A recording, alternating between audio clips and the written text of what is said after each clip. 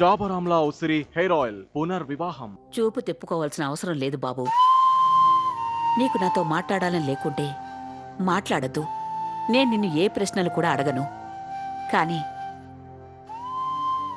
నేను నీకో విషయం చెప్పాలనుకుంటున్నాను.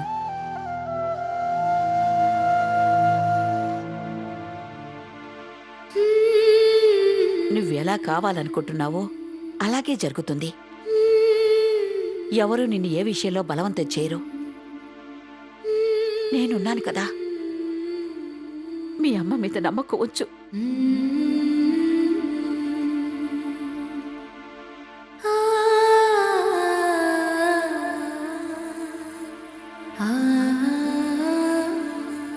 నిన్నీ పరిస్థితిలో చూస్తుంటే నా మనసుకేమనిపిస్తుందో అది నేను నీకు చెప్పాల్సిన అవసరం లేదు. ఎందుకంటే నేను పడే బాధ ఏంటో నీకు తెలుసు. నువ్వు ఇంత వాడిగా ఉన్నప్పటి నుంచి నా కళ్ళల్లో నీళ్లు రావడం భరించేవాడివి కాదు.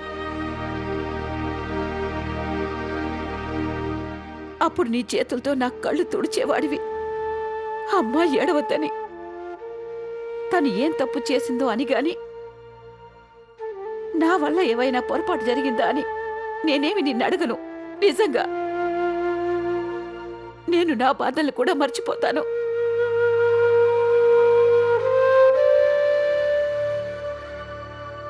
నీకు తెలుసా, ముందు నుంచే నువ్వంటే అందరికన్నా ఎక్కువ ఇష్టం. నాకు తెలుసు నువ్వు అమ్మ మాటలకి ఎదురు చెప్పవు. సరే, నాతో వచ్చి భోంచేయి. నీ మనసు బాలేదని నాకు తెలుసు. అయినా సరే వచ్చి భోంచేయి. నిన్న రాత్రి నుంచి అసలు నువ్వేమీ తెలియలేదు. అమ్మ చెప్తే నువ్వు వింటావు కదా, అవునా? ఇలా చూడు, నేనే స్వయంగా నా చేతులతో నీకు టిఫిన్ చేస్తాను. నీకిష్టమైన వంటలన్నీ చేస్తాను. ఈ అమ్మ మాటని వింటావు కదా నువ్వు? నేను రెడీ అయ్యాను. ఇప్పుడే బయలుదేరుతున్నాను. సరే, గంటలో సెట్కి వచ్చేస్తాను. Okay, bye.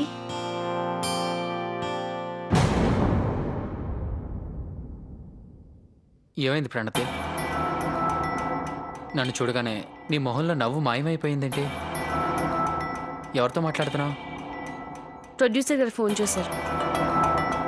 నేను షూట్కి వెళ్ళలేదు కదా, సో ఆయనకి చాలా లాస్ వచ్చిందట. He's a nice guy. తను నా గురించి కంగారు పడుతున్నాడు. ఒకవేళ నాకేదైనా హెల్త్ ప్రాబ్లం ఏమో అని. ఐఎమ్ సారీ ప్రదీప్, నేను వెళ్ళక తప్పదు. ఐ నో నీకు ఇది నచ్చదని, కానీ ఏం చేయను? నేను కాంట్రాక్ట్ సైన్ చేశాను కదా, కాబట్టి కంపల్సరీ వెళ్ళాలి. సరే, నేను డ్రాప్ చేస్తాను రా. వద్దొద్దు, ఇట్స్ ఓకే, నేను వెళ్ళగలను. నా గురించి ఇంక కంగారు పడకు. నిజం చెప్పాలంటే నీకు నీ ఫ్యామిలీ అన్నా, మీ అన్నయ్య అన్నా, వదినన్నా, వాళ్ళే కదా నీకు నాకంటే ఎక్కువ ఇంపార్టెంట్. సో అందుకనే నువ్వు వాళ్ళతో పాటే ఉండు, ఓకేనా? నేను వెళ్తున్నాను. బాయ్ ప్రదీప్.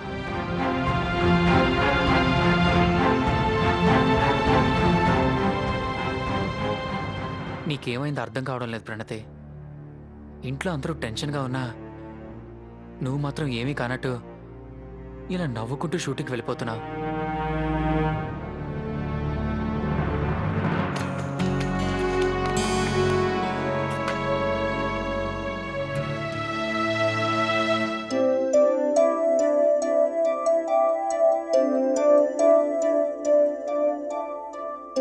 నువ్వు అమ్మ మాట వింటావని తెలుసు బాబు. నువ్వు నా కొడుకు కదా.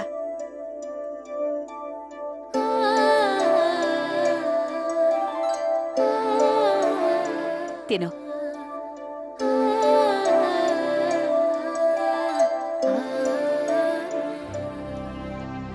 అమ్మ చేత్తో పెట్టినా తినవా?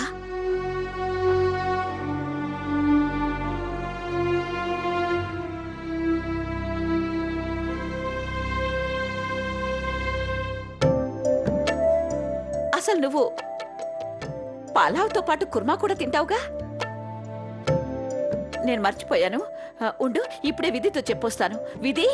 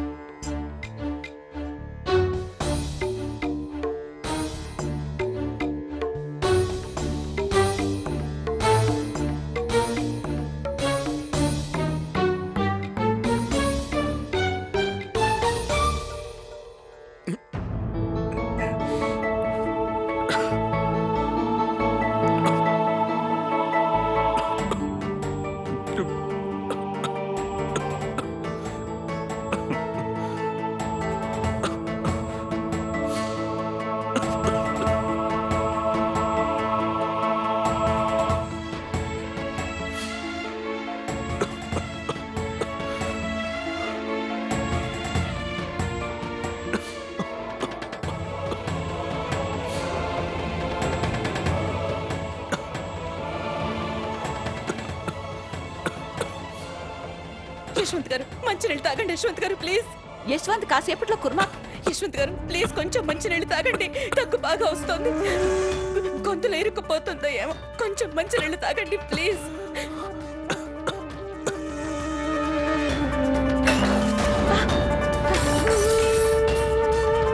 యశ్వంత్ గారు. యశ్వంత్, యశ్వంత్ బాబు భోంచేసి వెళ్ళు.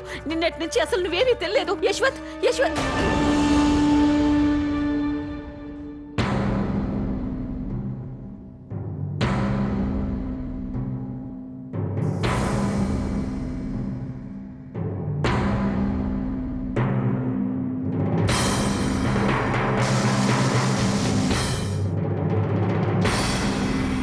అత్తయ్య, నేను చెప్పేది వినండి అత్తయ్య.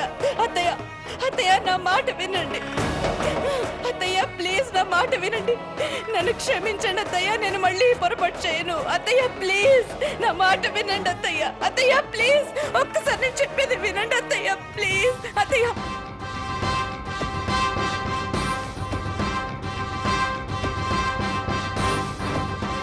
అత్తయ్య నన్ను క్షమించండి.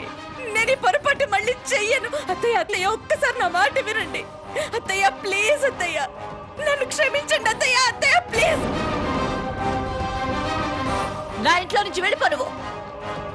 అత్తయ్య ఎందుకు ఇలా అంటున్నారు? ప్లీజ్ అత్తయ్య అలా మాట్లాడకండి అత్తయ్య ప్లీజ్. నేను నిన్ను వెళ్ళిపోమని చెప్పాను కదా. అత్తమ్మా, హారతి గురించి ఒక్కసారి ఆలోచించండి. చూడు విధి, జాగ్రత్తగా ఉండు. మధ్యలో ఎవరు రాకూడదు తెలుసా? అత్తమ్మా, ఇప్పుడు మీరు చాలా కోపంగా ఉన్నారు. ఆవేశంలో తీసుకునే నిర్ణయం మంచో చెడో ఒక్కసారి ఆలోచించండి. మంచి చెడుల గురించి నాకు అనవసరం. విషయం కన్న కొడుకుదైనప్పుడు ఏ అమ్మాయినా సరే మంచి చెడుల గురించి ఆలోచించదు. నేను నా బిడ్డ సంతోషం కోసం, తన మనశ్శాంతి కోసం ఏ నిర్ణయానికైనా సిద్ధంగా ఉన్నాను. నేను నిందలు పడినా పర్వాలేదు. నా కొడుక్కి మనశ్శాంతి దొరికితే అంతే చాలు. నేనిప్పుడు నా కొడుకు బాధపడుతుంటే చూడలేను. తనిప్పుడు ఈ ఇంట్లో ఉండకూడదు. ప్లీజ్ అత్తయ్య గారు, నేను మీ ముందు చేతులు జోడించి వేడుకుంటున్నాను. నేను మీకు ప్రమాణం చేస్తున్నాను అత్తయ్య. నేను ఇంకెప్పుడు యశ్వంత్ గారి కంట పడను. నన్ను ఇంట్లోంచి పంపించొద్దు అత్తయ్య ప్లీజ్. నా ఇంటి నుంచి వెళ్ళిపోమని చెప్పాను కదా.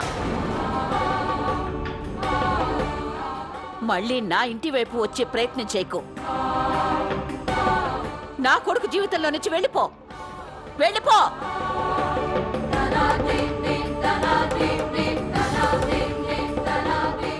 ఇంకా నిలబడ్డావేంటి? ఎంత చెప్పినా ఇక్కడి నుంచి వెళ్ళవా? దయచేసి నా కొడుకు వెంట పడ్డం మానే.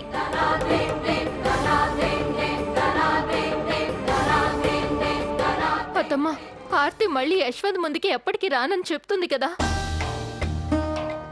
మీరిప్పటికైనా తనను పంపించడం ఆపండి. తను మామూలు అమ్మాయిగా కనబడ్డలేదు. నీలో ఇంకా సిగ్గనేది ఏదైనా ఉందా లేదా? నువ్వు కూడా అమ్మవేగా. ఈ అమ్మ మీద జాలి చూపించు. నా బిడ్డ జీవితంలో నుంచి వెళ్ళిపో. ఇలా చెప్తే నువ్వు వినవు. నువ్వు ఇలా చెప్తే వినవు.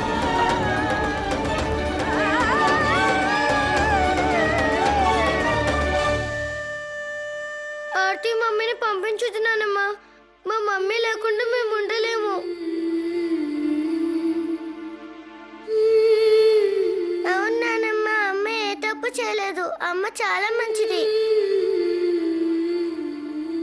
డాడీకి మమ్మీ సారీ చెప్తుంది. డాడీని ఒప్పిస్తుంది. ఒట్టు. ప్రామిస్ నానమ్మా.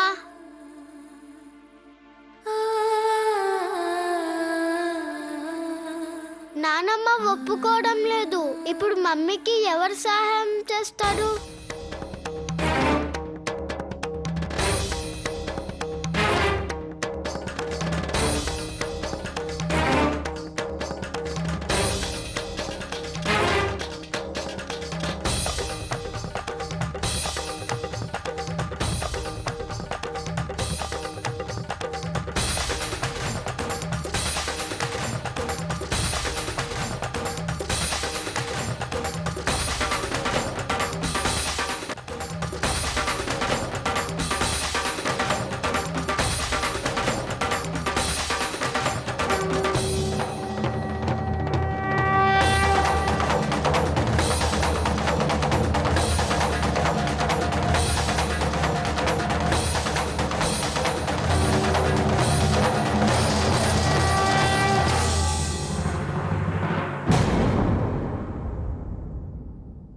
ప్రామిస్ గణపతి బప్ప, మేమెప్పుడు అల్లరి చేయము.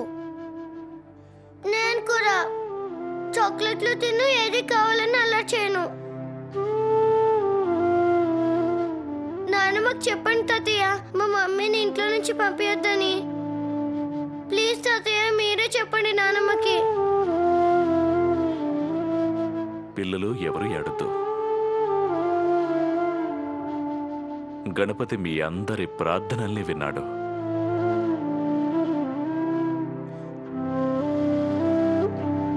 మీ మమ్మీ ఈ ఇల్లు వదిలి ఎక్కడికి వెళ్ళదు.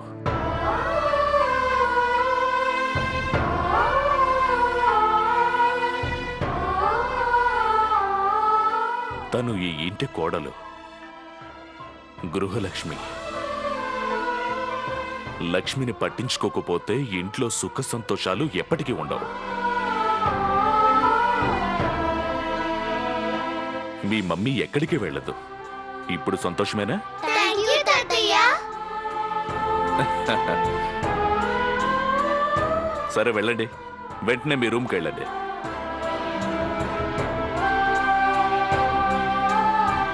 వినాయకుడు మన ఇంటికొచ్చాడు. తనతో పాటు రండి. పూర్తి శ్రద్ధతో గణేశుణ్ణి ప్రతిష్ఠించేటప్పుడు ప్రార్థన చేయండి. మన ఇంట్లో మళ్ళీ ఏ చికాకులు రాకుండా చూడమని వేడుకుందాం. ఇక ఇంట్లో సంతోషం ఎప్పటికీ నిలిచిపోవాలి.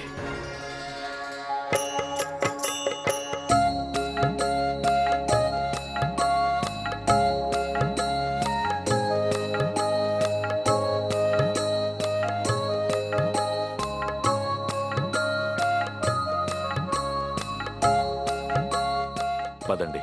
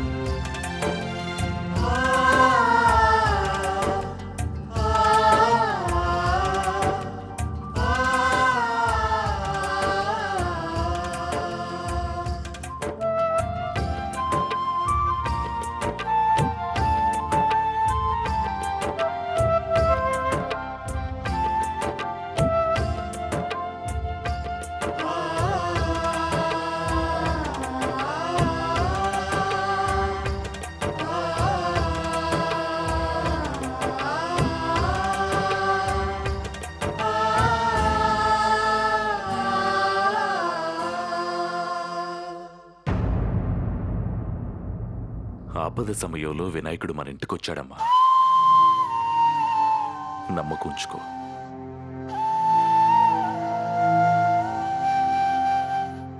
ఆయనుండగా మనకి ఎలాంటి అనర్థాలు రావు.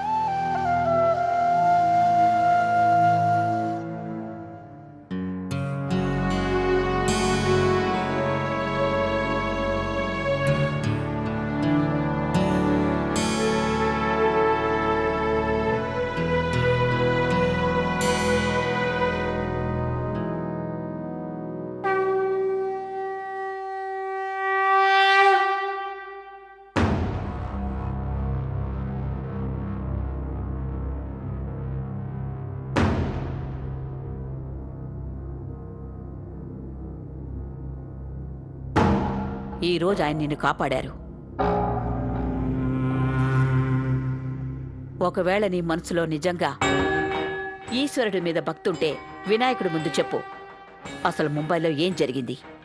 ఎందుకు నా బిడ్డకి ఇలాంటి పరిస్థితి వచ్చింది? ఎందుకు యశ్వంత్ ఇంత కోపడుతున్నాడు?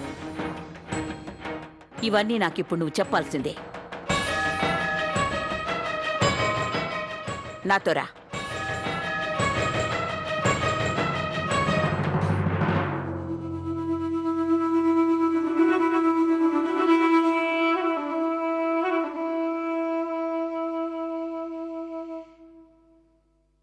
అమ్మగారు, ఇది ముంబై నుంచి ఎవరో పంపించారు.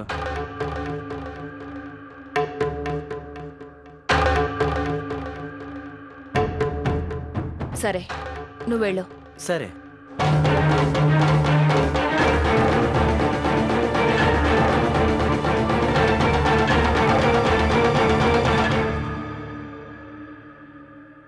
ఇప్పుడు చెప్పు, ముంబైలో ఏం జరిగింది? నేను మొత్తం తెలుసుకోవాలనుకుంటున్నాను. మొదటి రోజు నుంచి ఆ రోజు ఉదయం వరకు హైదరాబాద్ వచ్చేంత వరకు ఏం జరిగింది? ప్రతి విషయం నువ్వు నాకిప్పుడు చెప్పు. నేను ప్రతి విషయం తెలుసుకోవాలనుకుంటున్నాను. నీకన్నా ఎక్కువ ప్రపంచాన్ని చూశాను నేను ఆర్తి.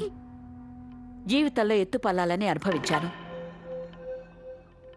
ఆ అనుభవంతో నేను ఆలోచించి చెప్పగలను తెలుసా? నా కొడుకు మనసు ఎందుకింతలా బాధపడుతోందో. ఈ సాయమైనా చేయగలవు కదా? తొందరగా చెప్పు నాకు, అక్కడేం జరిగింది? ఇదిగో నీ ముంబై యాత్ర ఫోటోల ఆల్బమ్ జగన్ కావేరీలు పంపించారు. బహుశా దీన్ని చూస్తేనన్నా నీకేదైనా గుర్తు రావచ్చేమో.